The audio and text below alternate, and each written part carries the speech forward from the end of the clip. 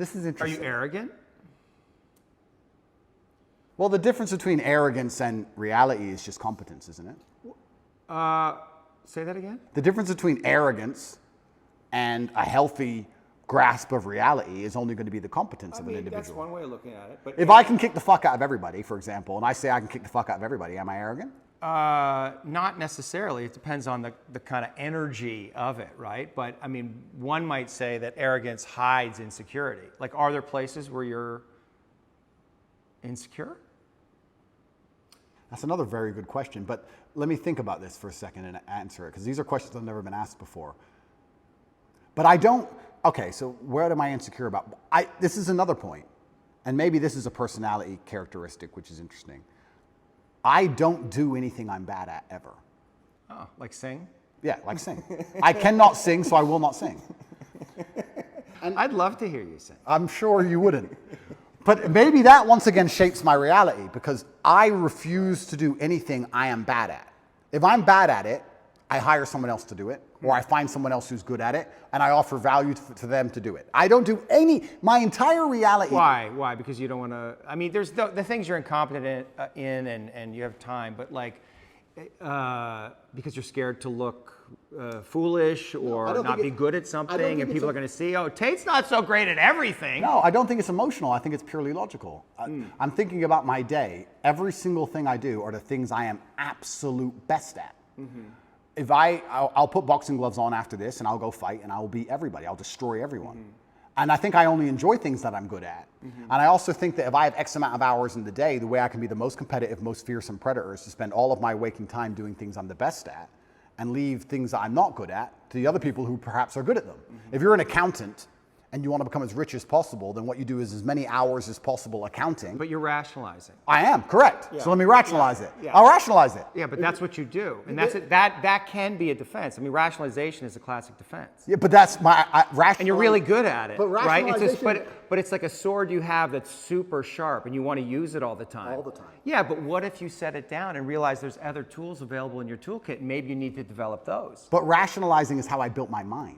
It's all. You don't have to give it up. The sword's right there. You just have to use it all the time. But it's all, my entire framework and how I view the world has all been one massive rationalization, and it's let me build a reality which is exactly what I want it to be. You must know that has limitations, because you can't rationalize everything. That's not what life is. Isn't it? Right? There's other layers of reality that the mind does not understand. Okay, well. Right? You're right. And just because I rationalize things doesn't mean I don't feel things. But, yeah. I know you feel things. Yeah, I feel things. And I actually know that you're really sensitive. Like, I wouldn't be here if I thought you were some, maniacal psychopath. Correct. It's because I'm here because I can feel, and that's what I think a lot of people saw in the interview. They felt your sensitivity. They felt your vulnerability, and they were really attracted to it. Oh, I'm a lot more sensitive than people know. And this is one of the things I like to say. When I talk about depression not being real or how life is pain and suffering, that doesn't mean that I'm not saying those things because I've never felt them. Yeah. I'm saying those things because I know them intimately. I'm saying those things because I know exactly how it would feel to label myself a depressed person. Yeah. I know it very well. I just refused to do it. Right. So yeah, I'm absolutely not really a sensitive person. I would label myself sensitive. But maybe but maybe, one second, I just want to go back to my original point. Yeah. Maybe my worldview is affected by, and we're talking about arrogance, when you wake up and all you do are things you're world level at. Yeah. Everything you do are things you're fantastic at, right? All of the time. Yeah. And you beat everybody all of the time at all of it. Yeah. Aren't you going to have a degree, a tinge perhaps, of arrogance? Of course. Of course you are. So, but would I label myself an arrogant person? Well, I'm not going to sit down and say I'm good at something I'm not. Right. So I don't think I'm unrealistic. Are you taking on the full responsibility that you have given all of the gifts that you've been given by God? Yeah. Is there any place where you're not taking on responsibility for that? No. I think I take care of absolutely everybody I love in every single way. I think anybody who's ever needed me, I've been there for them if they've deserved it. I think anybody who listens to my message is becoming a better person overall. I genuinely believe I'm fixing and helping society. I don't know what else more I'm supposed to do. I mean, to a degree, I've almost martyred myself. What else more can I do? My options at this point are either to continue to help people and explain to men why I became so successful, which is all I'm basically doing. I'm saying you're a man and you're upset and you want to be X. I'm telling you how I became what I wanted to be. This is what I did. Is there anything beyond the things you just said that you're responsible for? Like, what is your responsibility here? My responsibility. Well, I guess ultimately to yourself, it's to your family first, right? What is your responsibility to God?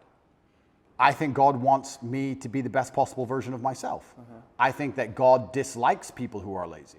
I said this to somebody once and he got very offended. I said, God doesn't like lazy people. God has created you and he wants to see the absolute best you can be. I think that if you don't take care of yourself, God has no interest in taking care of you. If you have a Ferrari on the drive and you don't take care of it, who's going to take care of it? Nobody.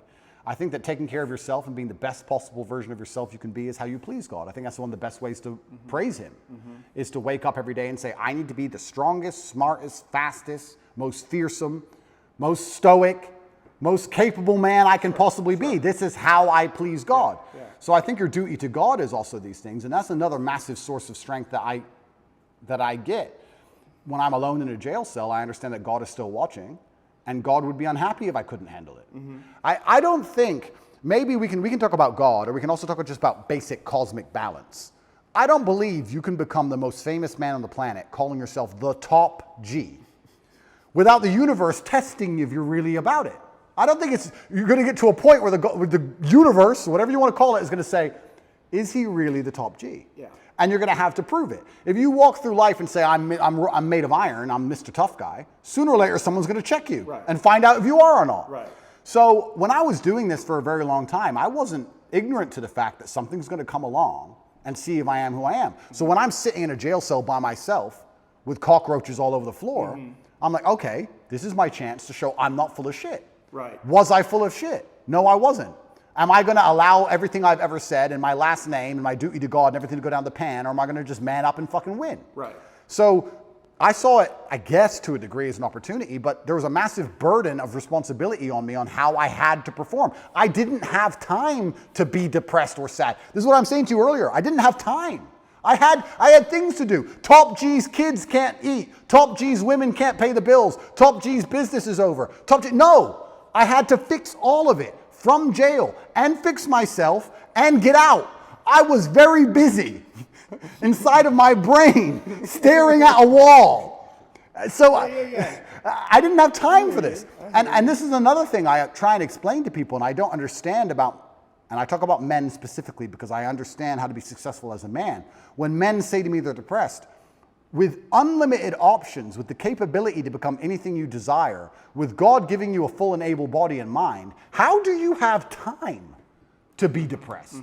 You have so much you could do. There's so much that you need to do to be your best self, and you're competing against men like me, and you're finding hours a day to be sad? No wonder you're going to perpetually lose forever. Right. That's suicide. So how do you find time to do this? It's brutally ineffective. You have a brain, you have a mind, you have a mental model. You can't think of everything. You can't do everything. You can only have certain frameworks instilled inside of your mind. As a man, you should be hyper-competitive. You should try and be the best version of yourself you can be. You're competing against every other man on earth for the girl you want, the car you want, the house you want, the watch you wear. It's all competition. You should be as competitive as you possibly can. Anything that's inside of your mind which doesn't allow you to be competitive should be erased. This is why I can't name a weakness. I can't name a weakness I have. I've compensated so heavily for any weakness that may exist, I don't even see them anymore. Is your belief in God tied into this concept that we talked about, that what's useful is more important than what's true, or better than what's true? So we don't, do we know that God exists? I mean, we don't know. Correct. But it's useful to believe in God. That's a very good question. I think that believing in God certainly makes you more powerful, which is proof for God. If God makes you more powerful, then God is real. So maybe that's very simplistic, but if I believe in God and I'm a more powerful version of myself because I believe in him, then he must exist. Yes. God has made me more powerful. Well, it's the act of believing him that makes him exist, which is another way of saying what you just said. Correct, yeah. So this is why I believe faith is such an important thing. But I think everybody has a God anyway. Yes. There's no such thing as atheists. If you look at the people who say, oh, I don't believe in God, they worship a flag and a vaccine. Yeah. So everyone believes in something. Yeah. So you have to decide what your religion is. And I, once again, refuse to believe in anything that takes away power from me. I believe in things that make me more powerful. And I believe that believing in God gives you a new degree of strength. And I also think everybody to some degree believes in God. I don't care what anybody says. If you put anyone in that submarine just before it imploded, everyone would pray. Yeah. Everyone. Yeah. So it's ignorant to even say you don't believe in God at this point.